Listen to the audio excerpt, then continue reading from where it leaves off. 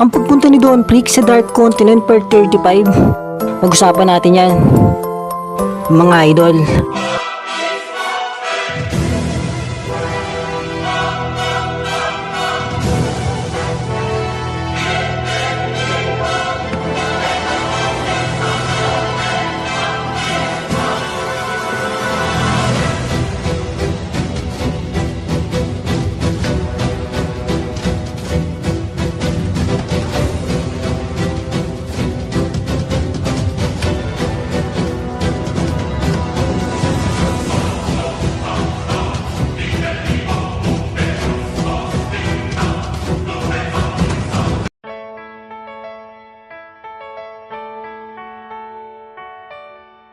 At ngayong araw nga mga Lodi, tatalakayin na natin ay ika-36 na kabanata sa paglalakbay ni Don sa madilim na kontinente.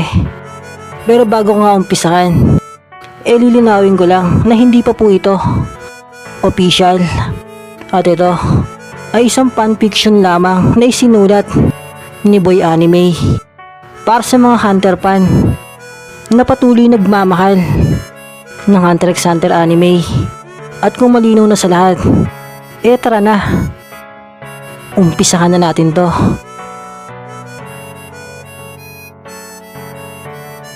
At dito ngayon mag-uumpisa sa laban ng banta at assassin. Dahil sabi nga ni Zen na hindi daw matatapos ang kanilang laban hanggang walang isang namamatay sa kanilang dalawa. At sagot nga ng Brion na totoo nga daw yon, dahil kamatayan lang ang katapusan ng laban nila.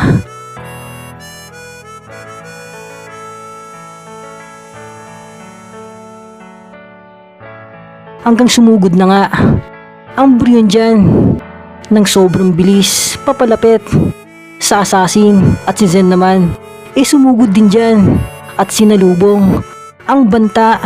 Kaya salpukan silang dalawa dyan ng sobrang lakas, kaya nayanig at nawasak na naman ang kanilang kinaroroonan.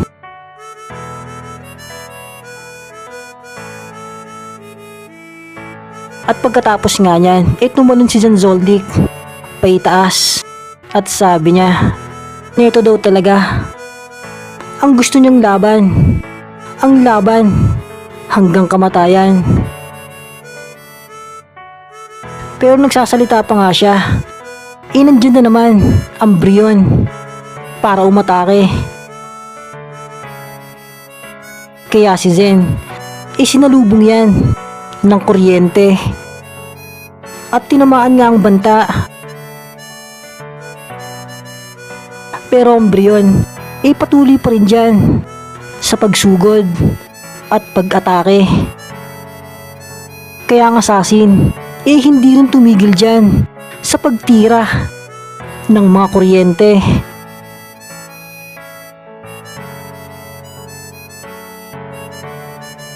Para hindi makalapit ang berdugong banta. At habang tumitira nga siya, sabi niya na sige lang daw, sumugod lang daw ng sumugod ang halimaw kung makakasugod pa daw ba ito sa kanyang mga unlimited na kuryente. Pero habang rumaratrat nga siya dyan, ang Brion pala nasa taas na para bumayo ng sobrang lakas. Kaya si Zen umilag dyan ng sobrang bilis para makaiwas, pero wasak nga ang tinamaan ng banta. At sabi nga ni Zen Zoldyck na nakakatuwa talaga ang bilis ng nilalang na ito. Bigla na lang siyang sumusulpot nang hindi ko inaasahan. Sabay tira ulit siya ng kanyang mga electric ability.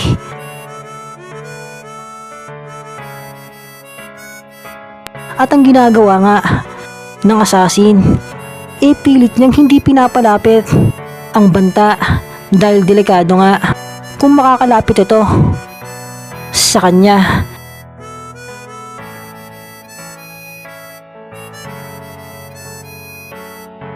Kaya hindi niya ito tinitigilan ng kanyang mga kuryente. Kaso ang malaking problema niya, hindi tinatablan ambryon, at parang manhid ang katawan nito. Dahil kahit ilang beses siyang tamaan, patuloy siyang sumusugod sa assassin para umatake. Kaya ang ginawa ni Zen, dumistansya muna siya at lumayo ng bahagya para may pagpatuloy niya ang pagtira ng mga kuryente. At nung nakalayo na nga siya, pinagpatuloy niya na ang kanyang magandang plano at muling binanatan at tinagtaran ang berdugong banta. Kaya sabugan na naman dyan, pero sa isang iglap nga, nasa likod na pala ang Brion para muling umatake. Pero bago pa nga niya matamaan ang mamamaslang, bigla na lang siyang nakuryente dyan ng sobrang lakas at nakapaghanda na pala si Zen ng kuryente pangontra sa kanya. Pero habang nakukuryente nga ang banta, ang kanyang mga kamay naggadyang dumakot dyan papalapit sa assassin. Kaya si Zen lumayo agad dyan, pero sa paglayo nga niya nakatakas na ang Brion sa kanyang kuryente at muling sumunggab yan para dakutin si Zen Zoldyck. Kaya si Zen tinira agad dyan ng kanyang electric ability at sapul niya naman dyan ang berdugong banta hanggang ginamitan ulit siya ng assassin ng kakaibang kuryente. Kaya ang banta muling nangisay dyan ng sobrang tindi. At habang nangingisay nga yan, dyan na siya sinugod ni Zen para banatan. At wanto-sawang bugbog nga ang ginawa niya sa berdugong banta dahil kaliwat kanan ang banat niya dito. At sinamantala nga ng assassin ang pangingisay ng Brion. Pero habang binubugbog nga niya ang banta ng sobrang bibilis, ang Brion umamba na naman dyan para dakutin siya. Kaya si Zen lalo niyang pinalakas ang kuryente para lalong mangisay ang berdugong banta. At pagkatapos nga niyan, lumayo na ang mamamaslang at ngumiti ng nakakatakot. At muli na nga niyang tinadtaran at tinira ng sarit-saring kuryente ang dilubyong banta. Kaya sapul-sapul dyan ang Brion sa wanto-sawang panira ng assassin. At hindi pa nakontento si Zen Zoldyck dahil nag-ipon pa siya ng malaking kuryente at muling pinatama sa banta.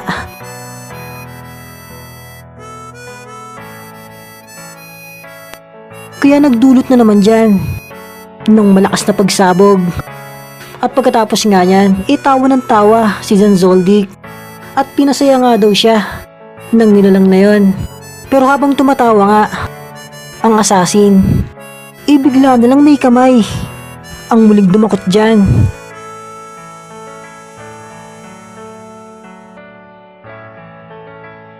At pagkatapos nga yan, lipat muna ang scene sa ating mga bida.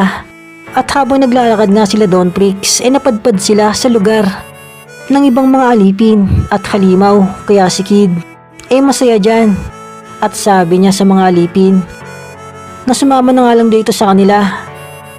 Pero sagot nga lang ng mga alipin na umalis na kayo kung ayaw niyong mapahamak, dahil ayaw ng pinuno namin na may pumupuntang iba rito. At sagot nga ni Kido na sino daw ba ang pinuno nila. Ipapakilala nga daw niya ito kay Don Prix para magsanib puwersa na lang sila. At sagot nga ng mga alipin na ang kulit mo bata, sabi mo malis na nga kayo hanggat wala pa ang aming pinuno, dahil paniguradong lagot kayo once na maabutan niya kayo rito. Samantalahin niyo na ang pagkakataon hanggat wala pa siya.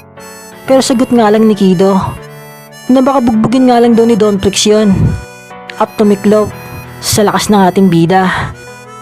Pero sagot nga ulit ng mga halimaw na hindi daw alam ng bata ang kanyang sinasabi dahil sobrang lakas daw ng kanilang pinuno. At tinitiyak daw nila na ito na ang bagong sugo at pag-asa ng Dark Continent.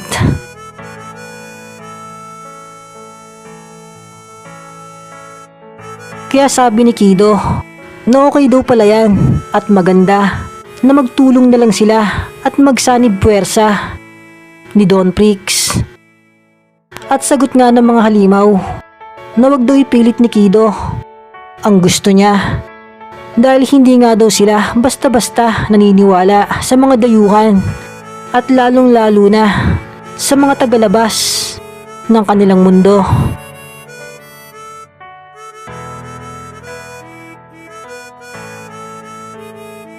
At dagdag pa nila na ang kanilang pinunong si Koga nga lang daw ang kanilang aasahan at paniniwalaan. Kaya muling nagtanong si Kido na sino daw ba ang tinalo ng Koga na yon, at nasabi nilang sobrang lakas na to. Hanggang pinagmalaki na nga ni Kido ang mga nagawa ni Don Prix at tinalo nga doon ng ating bida ang pinuno ng mga Kimera at ang isang banta ng Dark Continent. At hindi lang daw yun, pero hindi pa nga tapos magsalita si Kid, bigla nang dumating dyan ang pinuno ng mga alipin.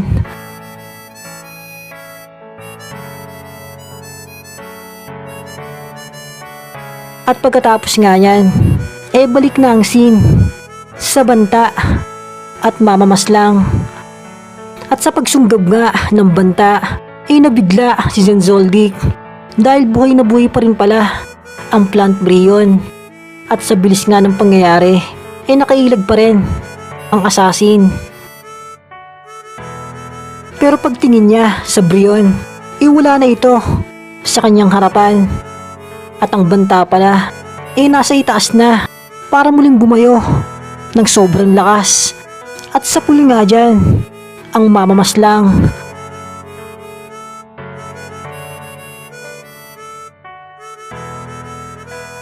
At nung babangon pa nga lang si Zen, nandyan na agad ang Brion para umatake. Kaya si Zenzoldyck nanggigil na dyan at sinabayan na ang banta sa pag-atake na to. Kaya salpukan silang dalawa dyan ng kanilang mga atake. At ang assassin nga, wala nang pakialam kahit nalugi siya sa malapitang labanan. Basta sumabay na lang siya ng sumabay sa berdugong banta. Pero sa sabayan nga nila, yung Brion ang nakalalamang.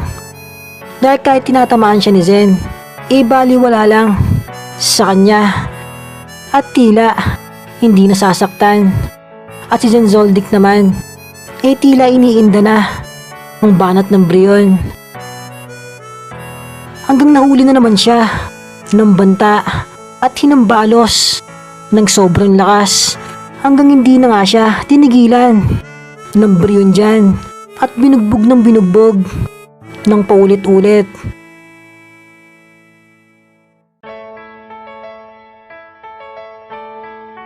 Pero pagkatapos nga yan, bumangon pa rin ang assassin at sobrang duguan na nga siya sa kanyang pagbangon.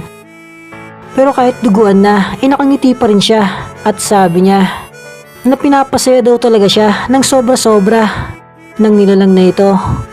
At ang Brion naman, pasugod na naman dyan. Kaya si Zen, nagipon na dyan ng sobrang laking kuryente at pinatama sa banta. Pero ang Brion nga, sinalubong yan. Kaya tinamaan siya ng bonggang-bongga at sumabog ng sobrang lakas dyan. At nung nawawala na nga ang usok, biglang may kamay na naman ang padakot sa assassin. Pero si Zen nga, biglang umiti dyan dahil alam nga niya na buhay pa rin ang banta. At bago pa nga madakot ang assassin, muli na namang nangisay ang Brion ng sobrang tindi. At lalo pang pinalakas ni Zenzoldyck ang kuryente na bumabalot sa banta. At buburahin nga daw niya ang nilalang na ito sa mundong ito. Kaya ang kuryente lalo pang lumakas dyan. Hanggang nag-ipon ulit si Zen ng mas malaking electric ball at tinira sa berdugong banta. At habang nilalaman nga ang Brion ng napakalaking kuryente, ang mamamaslang napaligiran ng napakalakas na aura at kuryente sa kanyang katawan. At bigla nga siyang naglabas ng electric dragon at kinumbine sa malaking electric boil para tapusin lang ang berdugong banta. Kaya ang Brion ay naglaho dyan sa lakas ng kapangyarihan ng assassin.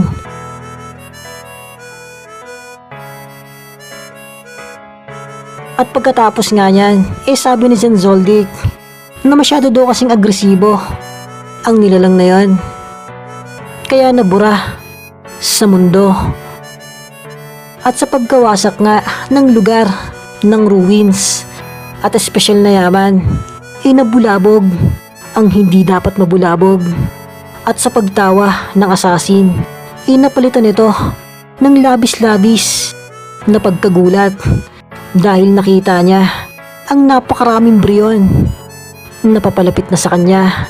Kaya natulala si Zensoldic at diyan na nga nagtapos ang part 35 ng bidyong ito. At antay-antay na nga lang mga idol sa mga susunod na kabanata.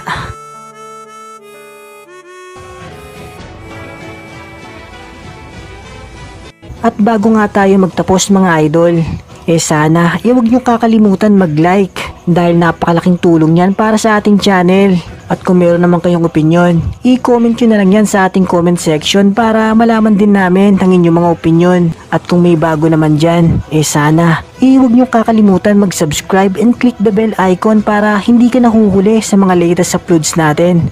Yun, salamat!